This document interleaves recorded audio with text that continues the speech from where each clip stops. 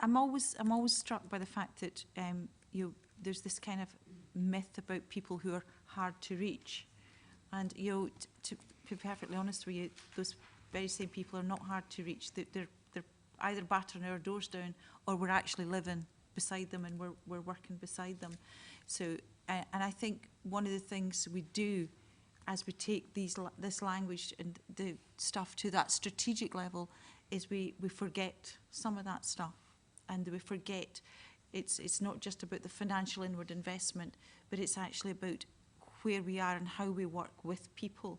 That's a resource that we should never underestimate, that we bring to the table, whatever strategic discussions we're having. And for me, there's kind of, I think David said, leadership at all the different levels. And there is something about, we kind of need to be able to feed stuff up so we can decide whoever holds a pound, and yeah, I'd be very happy for us as a sector to hold a pound. But we need to kind of have some sort of cohesive decision or feel about what it is we want our city to look like. So you need those strategic discussions, and we need to kind of de-jargonise it so we can all participate in that. But we also need to have that feeling of place. There's been an incredible piece of work done recently about mapping natural communities where people feel they belong, not where administrative structures are, not where council wards are, not where we decide we are going to deliver services, but actually where people feel they belong. And I've been around long enough to think, to remember kind of good old community development work, and it was based in where people felt they belong. And I think there's something about creating some more sophistication around that stuff that I think would then stop those barriers at the different levels that we're saying, oh, this is strategic citywide, nothing to do with me, or I don't quite understand it, but somehow or the other I'm going to have to pinch some of that language to put it into a grant application just so I can tick some boxes and people say, you get through the first hurdle. So there's a big piece of work there about communication. There's a big piece of work about demystifying some of that. But there's also just a big piece of work about advocating for people and citizens, which is what you were saying at the very beginning.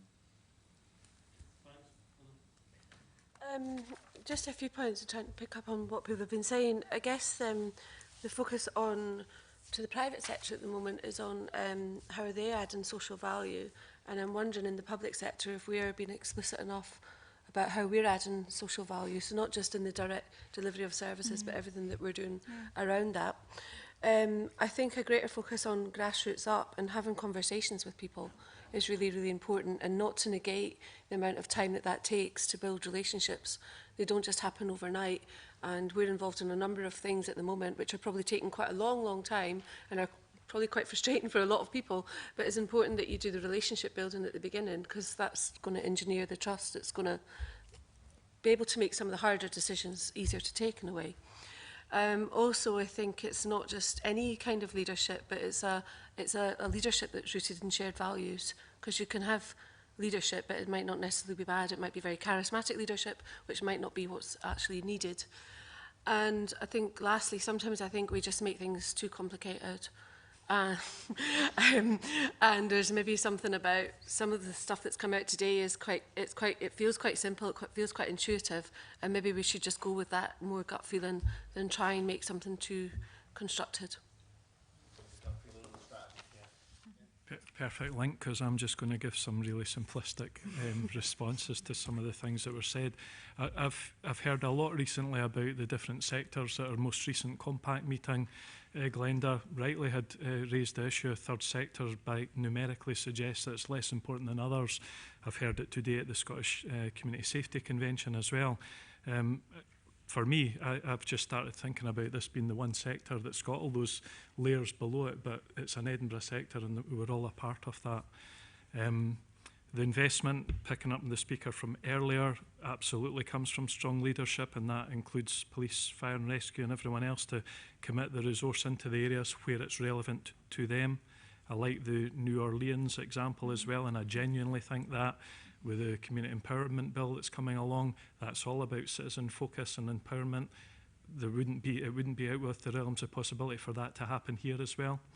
And finally, I think it's very easy, particularly my own organisation, to talk about the restrictions that we face with cutting budgets, and we're seeing that across all that one sector. But when you actually look at the pool of money that's still available for Edinburgh, if we're doing this collaborative approach, it's still a significant amount of money if it's spent wisely and with the leadership where it needs to be. That's all I wanted to say. Yeah, just to pick up on David's point, I suppose, Jeff's point and comments from the audience about the need to be more aspirational in the strategy, particularly in this theme. And a lot of what David said around the asset transfer certainly resonated. This notion of full transfer and not dumping an asset on a group as a way to cut costs. So there's something in that, but to assure people, certainly the council's looking at that through either cooperative capital or the new community empowerment bill coming. You know, we're going to have a legislative provision here that forces us to be more systematic in the way either we assess those applications or we refuse and accept those applications. And just to share with colleagues in the room, some very productive discussions linked to this with CLD colleagues in the Council, Community Learning Development colleagues on community centres and which ones could we go for a fuller asset transfer. So I think that's quite an exciting bit that needs to figure in this strand a bit more. Again, picking up on terms of the co-production bit, the tendering arguments, the business ethics, there's something in there about this strategy needing to articulate a need for this not just to be about grants and contracts. So we have to fundamentally rethink about who delivers what service.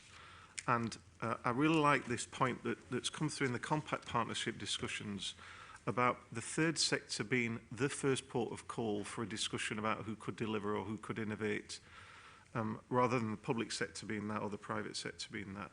Third sector levers in, I think Graham did a State of the Third Sector report, £2.3 billion to the Edinburgh economy. That's 2.3 times the size of the council's contribution. So that was a wake-up call for some of our members about the importance of the economic leverage and the jobs in the city, and on top of that you lay the social value and the services, and the whole thing starts to hang together much more as, you know, we're not talking about equal respect here, we're talking about we go to third sector as a default position to look how we get the service solutions. That needs to be writ large. The last point I would pick up on, so I know we're short for time, but I've heard this localities bit. There is a strong critique of place-based policy making, and not least from a community of interest perspective, that communities may define themselves across geographical boundaries that we artificially impose. But I would share with you the one lesson from the Total Place pilots was this notion of families in common.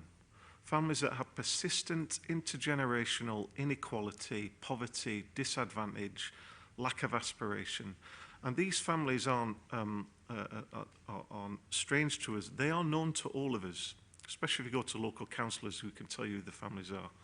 And no matter what we spend on these families in terms of our interventions, either third sector or public, there is no improvement in those outcomes.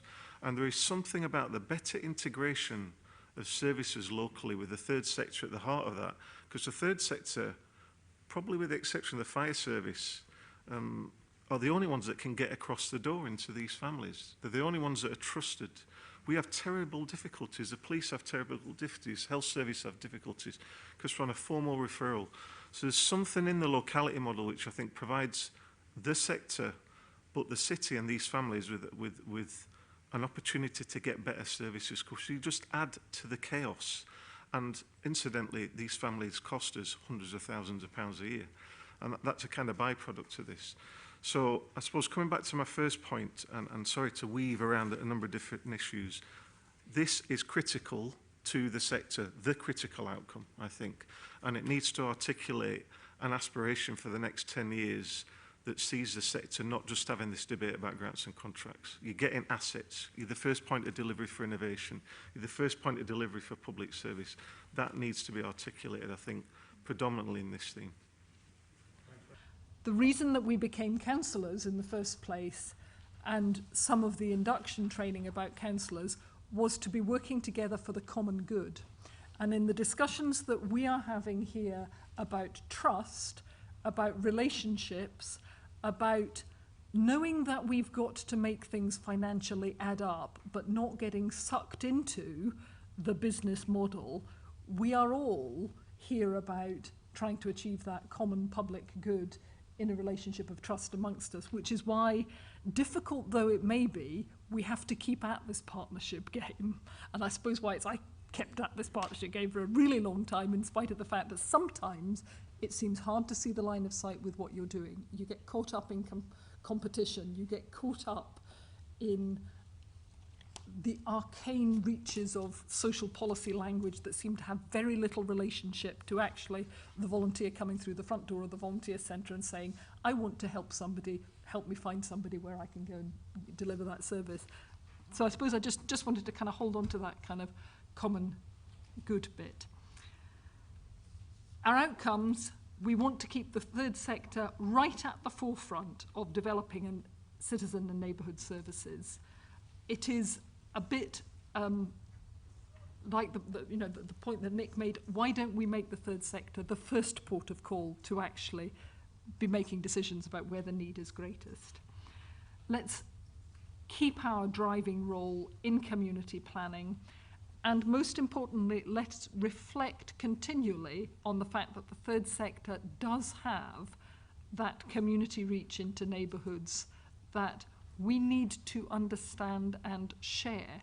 And what we are bad at the third sector, actually, is using that to drive upwards. We spend an awful lot of time looking upwards or looking at partnership structures and saying, why don't you do this? And we're doing that. But we're not as good at saying, these are the social needs that we want to meet, and actually, how do we meet those collaboratively? Oh, we're not always that good. It's difficult. We do it as individual organisations quite well. I can tell you exactly what the Volunteer Centre does to meet social need. It's much harder to say what collectively we all do in collaboration to meet those social needs. Some of the actions that we want to do about that are getting together around campaigns, are about looking at the governance structures to make sure that we do make localities of place work well and that we do work with a reach. I think we need to work on these actions more. I think these are not right yet, and there are more that we need to kind of get to about communicating what our reach and our role is in prevention, and what our understanding of the needs in the city are, so that we can share them more widely. And I'm going to pass over to Shula to make the final guest comments from the... wanted to point out that all of these people who say they were ex of public sector and ex of the health service and ex of the voluntary sector are all active volunteers in the work that they are doing, both for us and in all of the communities they are still engaged with. Okay, well, I'm aware that I am one of the major barriers between you and your tea, and my tea as well. And I'm just delighted to turn around and see that there are still some of you still here. That's great. I've been wondering, and I'm also delighted that my hobbo Graham is up there. Graham and I were the original architects, I suppose, of the Compact Partnership and later on of the strategy. We were both released by our parent organisations, EVOC and the Council, to actually think about this, to take time to talk to people, to work out how we could develop a partnership that would make a real difference in the city. There always was an open door. The door was open. The practice in Edinburgh far exceeded that in many other places in Scotland and in England too. We investigated and didn't find anywhere that was doing anything that we thought would make a real difference to Edinburgh. So that gave us the opportunity to do what we thought was best. The thing was, the door was open, but there was nothing at the other side of the door. It was almost like a void.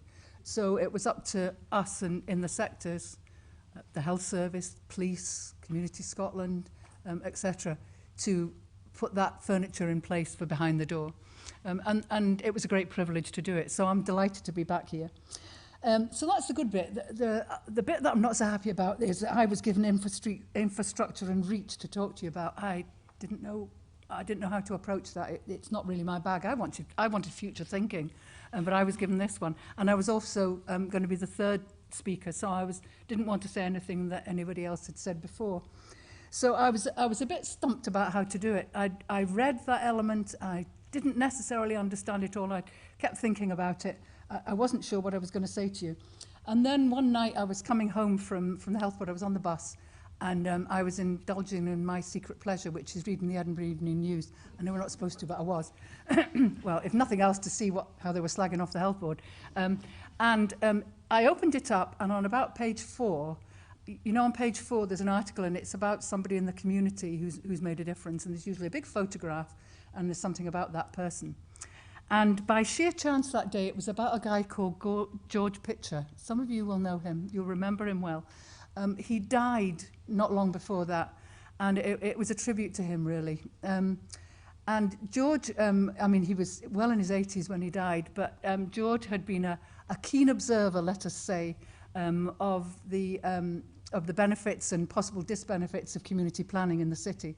And he was around many of the places, including EVOC, being our critical friend. And for him, anything that you did, you had to justify to George where it would benefit the community directly. So I always, since knowing George, put the George Pitcher test on things. And so I'm going to do it to this part of the compact strategy. So looking at it very simply, the compact strategy you're developing states that change is needed, and there's been a lot of discussion this evening about what that's about. And it's even more importantly, I think, identifies to what extent the partnership approach makes this possible. So looking at infrastructure and reach, I see a lot of forward thinking in the strategy, and I'm not going to describe it. Harriet's already done that. But just a few comments I want to make. Individually, organisations in the third sector may see themselves as small and lacking influence. There are many differences between organisations, even in this room, in terms of the size, the scope, your fields of interest, the functions. And so developing infrastructure and reach may seem a difficult aim to achieve. However, we all share some defining features, and these are our values, our governance structures, the fact that we often operate with both paid staff and volunteers.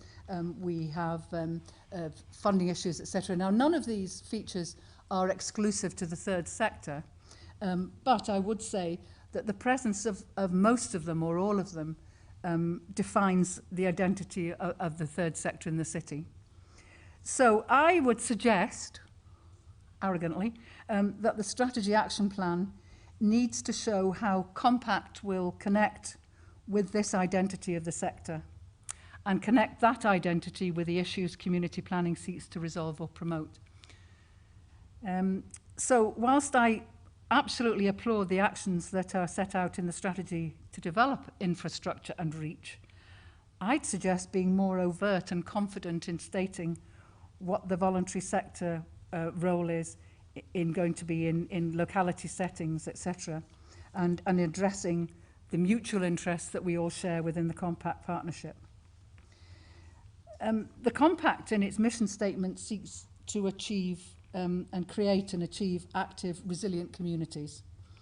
It also has a vision of a city in which the public sector works together with an enabled third sector to reduce inequalities. We know that, it's a given. I think the Compact can support that because the third sector is not and never has been only about service delivery. It's about identifying unmet need, addressing them in new and different ways, and putting those ideas in the public arena. So I'm asking if the time has come, particularly with the new service delivery plans being based on localities, for the Compact to publicly define the third sector role as supporting people and communities to make decisions themselves on how best to do things that they want to do.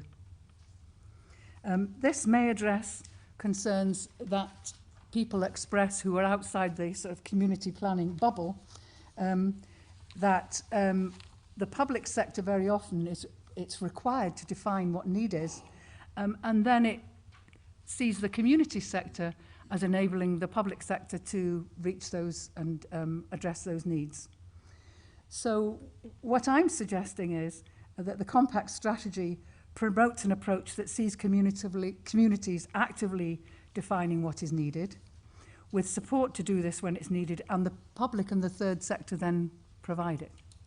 It's a rather different approach to what I see. I sometimes sit in the committee rooms at the bottom of the High Street, and it's an approach that I think is not evidenced there. I think what can happen is that the third sector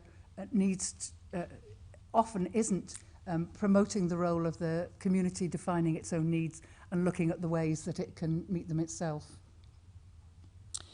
So here's a second thought about innovation in extending the reach of the strategy and ensuring that the third sector is at the front of achieving positive outcomes. How about the compact strategy committing to leading on developing participatory budgeting, I can hardly say it, across all the new localities, and extending the funding sources which can be used to promote it? How about that? How about ensuring that a participatory budgeting, which, and we all understand the benefits of that, is extended across the city and also extends to budgets within the third sector itself? That would really make a difference. A recent report on a review of community planning, which was published by Audit Scotland in November, made interesting comment on the opportunities and challenges of moving resources. Decisive shifts require that positive improvement, listen to this, must lead to further cycles of activity. And when it fails, it's because the activity remains at the margins. So I'm suggesting that the Compact could find examples of where it can ensure that real change isn't at the margins, it's at the centre of what we do in the city. Bit of a wish list. I've got one more thing in my wish list, courtesy of my heroes Ant and Dec. It's my end of the show stopper. And it's something that I think could promote infrastructure and reach. It could be rolled out within the new locality arrangements, and I know we've looked at that critically. And I think it pays to the strengths in the sector that are described in the strategy. So here we go. The Compact Partnership becomes a lead body for developing and promoting a robust, cohesive and encompassing Edinburgh prevention agenda. And through this, the city could see a strategic shift of activity and resources, which leads to real and better outcomes for people. We all take preventative action. We all know what the benefits of that potentially are. But we've got to make a real shift to make that happen across everything from environmental issues to preventing young people becoming involved in the criminal justice system, to preventing older people like me ending up in A&E at the Royal Infirmary when we should be staying at home, to preventing people like me staying at home after I've broken my hip and not having to go into care, etc., etc., etc. We all know that Christy said that this needs to happen. And we know that there is reach and experience within the Compact Partnership that could be brought to this sort of model of delivery. So we have a unique partnership in Edinburgh. I don't think it's replicated anywhere else. So can we use it to make some real change in new ways? And I think George might approve. Thanks very much.